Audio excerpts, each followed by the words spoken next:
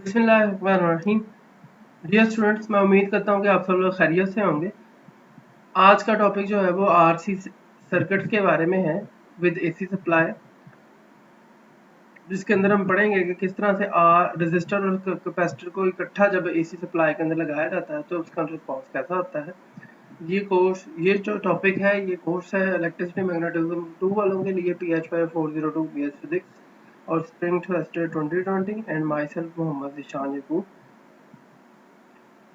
Previous lecture के अंदर हमने ये डिस्कस किया था किस तरह जो है वो पॉसिबल कॉम्बिनेशन बनाए जा सकते हैं और आरएल सर्किट जो है अगर एसी सप्लाई के साथ अटैच किया जाए तो उसका रिस्पांस कैसा होगा, उसकी मैथमेटिक्स कैसी होगी, उसके सोल्यूशन कैसे होंगे, आफ्टर दैट उसकी करैक्टरिस्टिक्स कैसी होंगी, करंट हमने फाइंड किया, उसकी मैथमेटिकली डिस्क्रिप्शन देखी, फिर इम्पीडेंस ऑफ द सर्किट निकाली हमने, टोटल अपोजिशन रेजिस्टर की तरफ से, इंडक्टर की तरफ से, फिर फेज डिफरेंस को स्टडी किया हमने, फिर उसके फेजेस को डेवलप किया, किस तरह से रिजल्टेंट फेजर बनता है और उसके मुताबिक इन सारी चीज़ों को हमने स्टडी किया।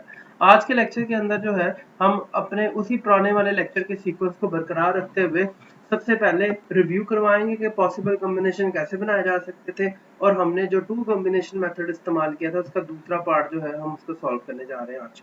दूसरा पार्ट जो है that is related to the RC in AC circuit, उसके मुताबिक होगा if we are replacing the inductor with the capacitor तो हमारे पास जो है वो आरसी रिस्पांस सर्किट के अंदर कैसा होगा उसको स्टडी किया जाएगा।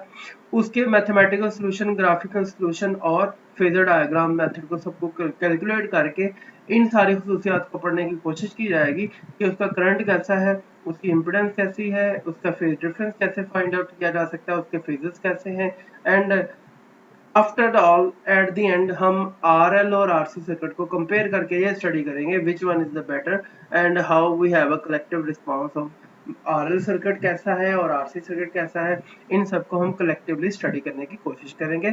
सो let's start with the first time our review process, वो है आरएलसी विद एसी सोर्स। अगर आपको याद हो तो हमने इन रजिस्टर के लिए जो बिहेवियर होता है वो नोट किया हुआ है। They have the same behaviour, they have no phase difference between them. आपके पास जो वोल्टेज है और इंडक्टर है तो उसके अंदर वोल्टेज करंट जो है वो लैग करता होता है, वोल्टेज जो है वो लीड करते होते हैं। In the capacitor form we have lead of current as per voltage. हमारे वो वोल्टेज हैं वो लैग करते हैं कैपेसिटर की केस के अंदर और जो हमारे करंट्स होते हैं वो लीड कर रहे होते हैं। Similarly we have phasors for these one. आप देख सकते हैं फेजर ये इन फेज है, आउट ऑफ फेज है, 90 डिग्री वोल्टेज लीड कर रहा है, ये भी आउट ऑफ फेज है और ये 90 डिग्री वोल्टेज क्या कर रहे हैं जी, लैग कर रहे हैं। So similarly we have possible combination, two combination method देखा जाए तो RL का RL सर्किट हमने ऑलरेडी पढ़ चुके हुए हैं। Now we are interested with the RC circuit और हम RC सर्किट आज पढ़ना चाहते हैं कि इन दोनों को मिला के हमारे पास जो नया सर्किट बन रहा है वो RC सर्किट है।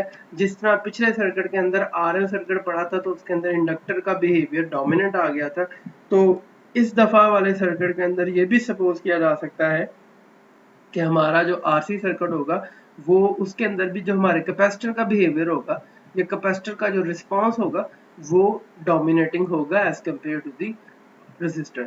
So similarly we will in our next lecture we will study the RLC circuits और 3 combination method को इस्तेमाल करेंगे और उनके पैरेलल और सीरीज कॉम्बिनेशन को स्टडी करेंगे। तो let's start with the RC in AC circuit. तो इस दफा हमने क्या करना है, इंडक्टर की जगह हमने सिर्फ कैपेसिटर को रिप्लेस कर देना है। जैसा कि आप इस मेथड के अंदर देख सकते हैं, consider a circuit consist of AC source, capacitor and resistor. हमने रेजिस्टर है, इंडक्टर था पिछले लेक्चर के अंदर, हमने यहाँ पे रिप्लेस करके कैपेसिटर कर दिया। ये हमारा एसी सोर्स है और ये इनपुट वोल्टेज है।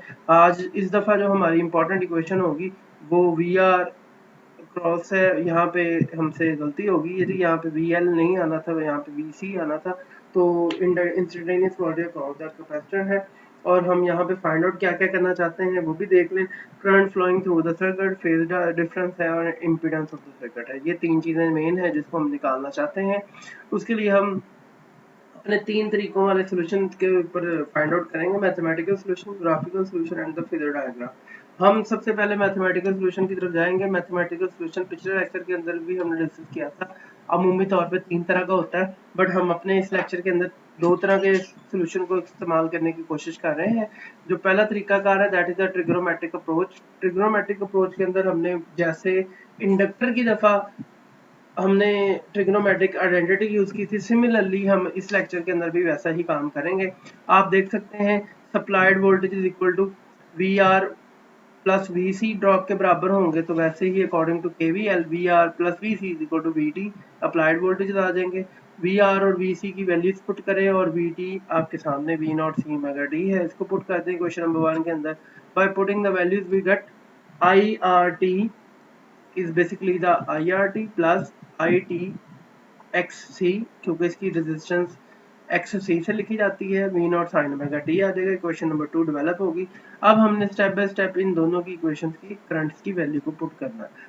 IR कैसा था, IC कैसा होता है, ये पिछले अभी वाले लेक्चर में भी शुरू में हमने बताया कि ये जो है IR साइन ओमेगा टी है और ये IC जो है ये जाहिर बात है लीड कर रहा होगा तो sign omega t plus pi by 2 होगा, तो उस हवाले से हम रखेंगे। दूसरी इंपॉर्टेंट बात यह है कि आप इनकी वैल्यूज पुट करेंगे, इनकी वैल्यूज पुट करने के साथ ही आपके पास V naught sine omega T is equal to I R sine omega T minus 5 plus I naught X C cos omega T minus 5। आप ये पूछेंगे कि शुरू वाले हिस्से के अंदर हमने फाई नहीं रखा और अब हम जब इसको कलेक्टिवली ऐड करें तो अब हमने यहाँ पे करंट की वैल्यूज के अंदर फाई ऐड कर दिया हुआ, तो ये कैसे है, ये हम जस्ट सपोज कर रहे हैं कि कलेक्टिवली, जाहिर बात है ये तो हम इंडिविजुअल इक्वेशंस यूज कर रहे हैं जो ऊपर जो शुरू में हमने बताया है। जब हम दोनों को ऐड करेंगे तो इनका जो रिजल्टेंट इफेक्ट आएगा कोई ना कोई वो फाई एंगल से आ जाएगा या फेज से होगा, तो हम कलेक्टिवली सपोज कर रहे हैं कि we have a collective phase difference और दैट इज द फाई। उस हवाले से हमारे पास ये इक्वेशन डेवलप हो जाएगी। आपके पास आई नॉट पिछले लेक्चर की तरह आई नॉट कॉमन ले लें आप और रीअरेंज कर लें इक्वेशन को, तो आपके पास ये सेम वही इक्वेशन डेवलप हो जाएगी जो हमने पहले इंडक्टर वाले केस के अंदर की हुई है। आपने वही वाली सेम इक्वेशन को उठाना है, उसको सॉल्व करने की कोशिश करनी है। You have again trigonometric identity और इसके अंदर आपके पास वही वाली सेम सिचुएशन यूज की जा सकती है, वही सोल्यूशन है आपके पास। और उसके अंदर आप देख सकते हैं V naught sine mega T is equal to I naught R, या यहाँ पे ए की तरह आर वही है और इस दफा बी की बजाय बी की जगह एक्स सी पुट किया जा सकता है and we have a complete solution of that, कि जो आपके पास ये कंप्लीट सोल्यूशन आ जाएगा। V naught sine mega T is equal to I naught R square plus X C sine mega T आ जाएगा और साइन मेगा टी दोनों साइडों से कट सकता है, तो we have here V naught I naught R square plus X C, तो ये हमारी टोटल ऑपोजिशन आ जाएगी। दिस टोटल ऑपोजिशन जो है is known as impedance I naught V over under root R square plus X C square आ जाएगा and we have here z is equal to v r square plus xc आ जाएगा। so this is the total impedance of the circuit और उसके मुताबिक ये solve किया जा सकता है। so फेज जो है वो निकालने का तरीका वही है जो पहले भी हमने यूज किया, tan inverse b over a, so xc over r, और ये हमारा जो tan इनवर्स है वो सॉरी फेज जो है वो tan inverse xc over r के फॉर्म में निकाला जा सकता है। xc की वैल्यू आपको पता होती है 1 ओवर मेगा c है, वो पुट की जा सकती है और डिफरेंट न्यूमेरिकल्स जो है इससे रिलेटेड बनाए जा सकते हैं, वो इंशाल्लाह हम अपने नेक्स्ट लेक्चर के अंदर डिस्कस करेंगे कि कितनी तरह के न्यूमेरिकल हो सकते हैं और किस तरह से हम उसको सॉल्व कर सकते हैं। वो सारी स्टेप बाय स्टेप चीज़ें हम इंशाल्लाह करते जाएंगे। तो इस तरह आप एक ट्रिग्नोमेट्रिक अप्रोच यूज करते हुए इन सारी चीज़ों का सोल्यूशन निकाल सकते हैं जैसा कि हमने इंडक्टर की फॉर्म में निकाला है। बट आइए अब हम देखते हैं कि किस तरह से डिफरेंशियल मेथड को यूज करते हुए इक्वेशन अप्रोच को यूज करते हुए डिफरेंशियल इक्वेशन अप्रोच को यूज करते हुए हम इस सर्किट को सॉल्व कर सकते हैं और करंट की वैल्यू को, फेज को और इम्पीडेंस को सॉल्व निकाल सकते हैं। तो वेरी सिंपल टेक्निक, वही केवीएल आपने लगाना है according to KVL, V R plus V C is equal to V into T, this is our equation number 1। V R की बजाय आपके पास होगा I R, so we have putting the value, और वी सी की बजाय आपके पास क्या है यहाँ पे इस दफा क्यू टी ओवर सी है। सो इसको पुट करें I R plus Q T over C is equal to V naught, so IR can be written as dq over dt, so you can write it as dq over dt is equal to I, and it could be write as q prime, so equation 2 becomes as dq over dt r plus qt over r v naught sin omega t. Here should be noted that this q is the function of t, not multiplying with the T, तो इसको जरा ध्यान में रखिएगा, ये multiply नहीं हो रहा बल्कि क्यू जो है वो एक चार्ज है और चार्ज जो है वो as a function of T लिया गया हुआ है, तो उस हवाले से हम इसको यहाँ पे सॉल्व कर रहे हैं। इस सारे सोल्यूशन के अंदर आप इसको रीअरेंज कर सकते हैं, आर को यहाँ पे डिवाइड कर सकते हैं दोनों साइडों पे, तो होगा क्या जी, यहाँ पे आ जाएगा आर सी, यहाँ पे वी नॉट ओवर आर आ जाएगा, so we becomes as q prime is equal to 1 over r c q plus v naught over r sin omega t। Equation number 4 becomes हो जाएगी। इक्वेशन नंबर 4 जो है हमारी, उसके अंदर एक डेरिवेटिव, उसमें एक डेरिवेटिव आता है, तो इस तरह की इक्वेशंस को हम कह देते हैं कि it is called the first derivative या फर्स्ट ऑर्डर डिफरेंशियल इक्वेशन कह देते हैं। और इस इक्वेशन को सॉल्व करने के लिए एक जनरल इक्वेशन से कंपेयर किया जा सकता है, y prime plus P F इसकी स्टैंडर्ड फॉर्म कहलाती है और ये स्टैंडर्ड सोल्यूशन के लिए काम आती है। आप देख सकते हैं कि q प्राइम इसके साथ रिलेट कर रहा है और ये आपके पास y q की जगह आ रहा है, p ऑफ x जो है वो rc है, v not over sign omega T q of x है। तो इसको सॉल्व करने का तरीका बहुत आसान है, वही पुराना मेथड जो आपने इंडक्टर के लिए इस्तेमाल किया था उसकी जगह आपने सिर्फ और सिर्फ इस सारी इक्वेशंस को पुट कर देना है और इसको सॉल्व करके जब आप q की वैल्यू निकालेंगे तो वो आपके पास ये सोल्यूशन आ जाता है। आपको ये सोल्यूशन चाहिए तो मैंने ये सपोर्टिंग मटेरियल के ऊपर के तौर पे आपके पोर्टल पे पहले ही अपलोड कर दिया हुआ है। आप इस वीडियो को जो है वो देख के, इस लेक्चर को देख के और उसके मुताबिक उसको सॉल्व भी कर सकते हैं। किसी जगह आपको कोई प्रॉब्लम आता है, कोई इशू आता है तो मुझसे लाजमी पूछें, इट्स मोस्ट वेलकम। और ये हमारे पास चार्ज की वैल्यू आ जाएगी। इसको निकालने का तरीकाकार जो है वो हिंट बहुत आसान है, जिस तरह हमने पहले बताया था। आपने compute the integration factor compute करना है। इंटीग्रेशन फैक्टर जो है यहाँ पे 1 over R C D T के हिसाब से निकाला गया और ये इंटीग्रेशन फैक्टर है exponent T over R C के। आपने इसी इंटीग्रेशन फैक्टर को इक्वेशन नंबर 4 से दोनों जगह पे मल्टीप्लाई करते हैं, दोनों साइडों से, left hand side and right hand side के साथ, और आपके पास क्या जी एक जनरल इक्वेशन आ जाएगी जो इंटीग्रेशन फैक्टर सॉल्व मल्टीप्लाई होने के बाद इंटीग्रेट कर दी जाएगी डी ओवर डी टी के हिसाब से। जब वो इंटीग्रेशन की जाए तो उस इंटीग्रेशन को जस्ट सिंप्लीफाई करें तो आपके पास ये सोल्यूशन आ जाएगा। फिर भी आपको पता ना चले तो अपने सपोर्टिंग मटेरियल पे जाइएगा, वहां पे आपके पास सोल्यूशन आ जाएगी। The second thing is that कि we are not interested with the charge value, we actually interested with the current value. तो इस इक्वेशन, इस सोल्यूशन का आपने क्या करना है, टाइम डेरिवेटिव ले लेना है एक दफा। फिर आप यहाँ पे टाइम डेरिवेटिव अप्लाई करेंगे तो D Q over D T becomes current here, और आपके पास ये वाली साइड जितनी भी है this is a constant one, and sine omega t plus five, sine जो है वो किस में कन्वर्ट हो जाएगा, कॉस में, और ओमेगा जो है बाहर आ जाएगा। तो your equation number becomes I is equal to V naught sine omega V naught C, ये सारे का सारा cos ओमेगा टी, और इधर वाला एक ओमेगा बाहर आ जाएगा। so this is your current value that we are calculating here. Okay, after that we have a graphical solution of the our situation circuit जो है जिसको हम सॉल्व करना चाह रहे हैं, उसका ग्राफिकल सोल्यूशन हमारे सामने है। If you notice that for this side यहाँ पे हमारे पास कैपेसिटर था और कैपेसिटर जो है अपना लीडिंग रोल प्ले कर रहा है। लीडिंग रोल किस तरह से प्ले कर रहा है कि इस दफा करंट जो है वो लीड करते हुए नजर आ रहा है, और कैपेसिटर की खूबी है कि इसके अंदर करंट लीड करता है और वोल्टेज क्या करते हैं, लैग करते हैं। So you can see that easily here we have a lead of the current by the angle of phase phi, and the voltage are lagging behind the current with the same angle phase phi. This shows that instantaneous current in the RC circuit leads the voltages by the phase angle phi. तो ये phase difference जो हमने suppose किया था ये इसके अंदर मौजूद है और इसको निकाला जा सकता है। Now we are discuss about the phasor diagram. अगर हमने R और C को इकट्ठा लगा दिया सर्किट के अंदर तो इसकी फेजर डायग्राम कैसे बनेगी। हालांकि R की अगर अकेले की देखी जाए तो ये फेजर डायग्राम है, अगर आप देखें फेजर डायग्राम कैपेसिटर के लिए तो ये बनती है। इसके अंदर करंट और वोल्टेज लीड नहीं करते, इन फेज है। इसके अंदर वोल्टेज लैग कर रहे हैं और करंट जो है वो 90 डिग्री पे क्या करता है जी, लीड कर रहा है। So what will happen here, अगर हम इन दोनों को ओवरलैप करवाते हैं और इनका रिजल्टेंट लेने की कोशिश करते हैं जैसे हम इंडक्टर के लिए किया था, so this is the voltages for the case of resistor, this is the voltages for the case of capacitor, so we have a simple equation है। आप देख सकते हैं इनको, अगर मैं किसी के ऊपर उठा के भी रखता हूँ तो ये एक सिंपल फिगर बनेगी जो ओवरलैप करके बनती है। Again we have to apply the head to tail rule to compute the resultant phasor.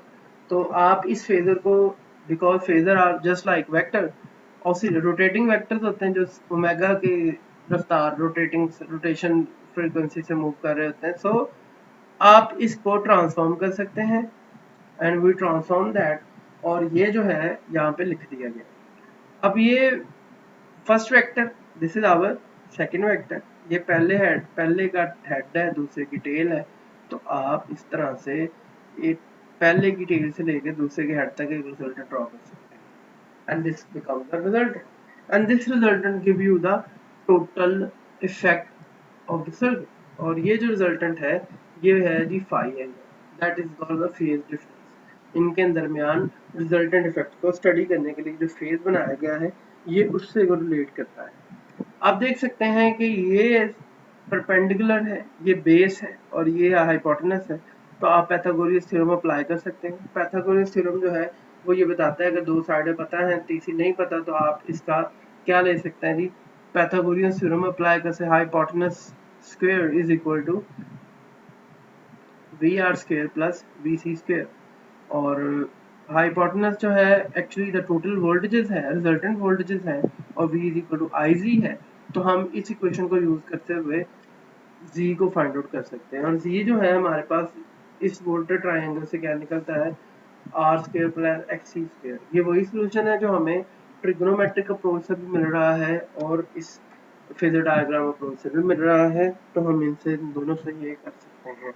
Again we have a current and voltage are out of phase and the voltage lags by 90 degree. Sorry, again we have a problem here that I again sorry for that, this is not the 90 degree, ये 90 degree नहीं है, actually this is the phi, और ये phi phase difference से lag करता है voltage.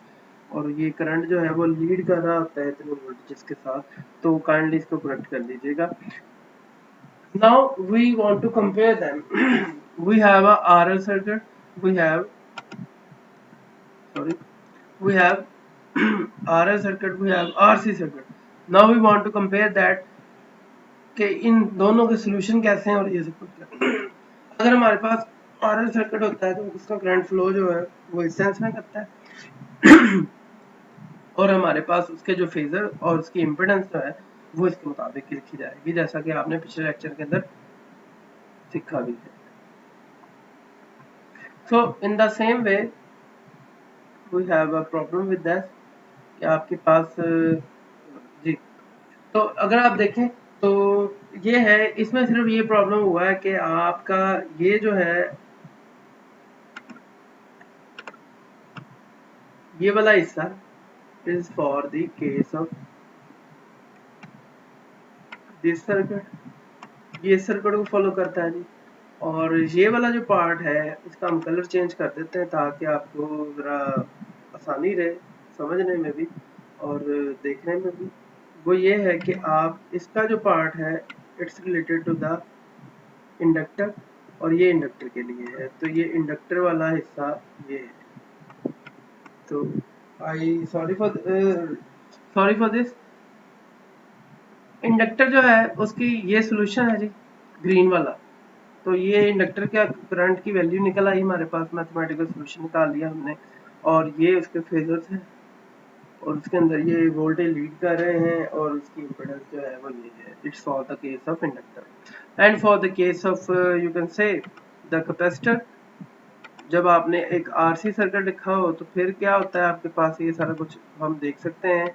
Very simple method कि आपके पास आरसी सर्किट है और आपने इनपुट दी हुई है, तो उस इनपुट का और इस करंट का क्या बिहेवियर है ये लीड कर रहा है। ये और ये आपस में इन फेज तकरीबन रहते हैं और उस हवाले से वोल्टेज लीड कर रहे हैं। तो उस हवाले से जो है आप इन सारी चीज़ों को स्टडी कर सकते हैं, ठीक है जी। और उस हवाले से आप ये भी देख सकते हैं कि ये किस तरह से इसकी इम्पोर्टेंस वगैरह और ये सारा कुछ जो है वो डिपेंड करता है आर और सी की सिर्फ वैल्यूज के ऊपर, जैसा कि यहाँ पे बताया गया है। क्योंकि एक्स सी जो है एक्चुअली 1/ओमेगा सी है, इसी तरह से ये भी RL की वैल्यू पे डिपेंड करता है, और XL जो है वो मेगा L है। तो indirectly we are dealing with the components value. अगर आपको कोई प्रॉब्लम देता है कि आप बताएं किस वैल्यू के ऊपर जो है या किस फ्रीक्वेंसी के ऊपर जो है वो इस सर्किट की जो इम्पिडेंस है वो मिनिमम होगी RL सर्किट की, तो that will be the question कि आप वो फ्रीक्वेंसी जो है वो 0 होगी, तो तब आपके पास इंडक्टर जो सर्किट है RL सर्किट उसकी जो इम्पिडेंस है वो मिनिमम होती है। और ये अगर आपसे कोई पूछ लेता है कि किस फ्रीक्वेंसी के ऊपर जो है आपका RC सर्किट जो है उसकी इम्पिडेंस मिनिमम होती है, तो you can take it as जब आप हाई फ्रीक्वेंसी यूज करते हैं, एक्सट्रीमली हाई फ्रीक्वेंसी, तो तब आपके पास जो है इस सर्किट की जो इम्पिडेंस है वो मिनिमम होगी, क्योंकि इम्पिडेंस जो है वो रेजिस्टेंस और रिएक्टेंस दोनों का नेट रिजल्ट होती है, तो दैट्स व्हाई और उस हवाले से जो है हम इसको सपोर्ट कर रहे थे। दूसरी बात इम्पोर्टेंट ये है कि रियल फॉर्म में रेजिस्टेंस होती है और रिएक्टर जो है वो इमेजिनरी तौर पे ली जा रही होती है, so that's why we are imagining that, तो ये इमेजिनरी पार्ट होता है इसका। अगर हम कॉम्प्लेक्स एनालिसिस के जरिए से चलेंगे तो ये XC और XL जो है वो इमेजिनरी वैल्यूज रखते हैं, जो अंदाजा लगाया जा सकता है कि इस हवाले से लिखी गई है। So in this lecture, we learn about the response of RC circuit in the presence of AC voltage. We have computed the current flowing through the circuit by using the trigonometric approach, differential approach and phasor method.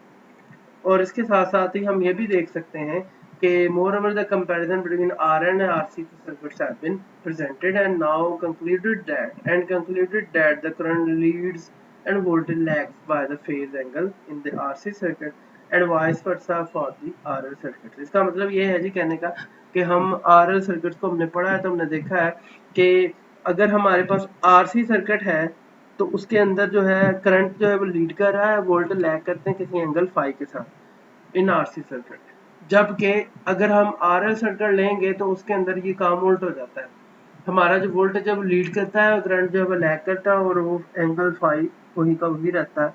तो it's important that कि phi किन किन factors पे depend करता है, तो याद रखिएगा फाई जो है वो सर्किट के अंदर दी जाने वाली फ्रीक्वेंसी और सर्किट कंपोनेंट्स की इंट्रिंसिक प्रॉपर्टीज और उनकी वैल्यूज पे डिपेंड करता है।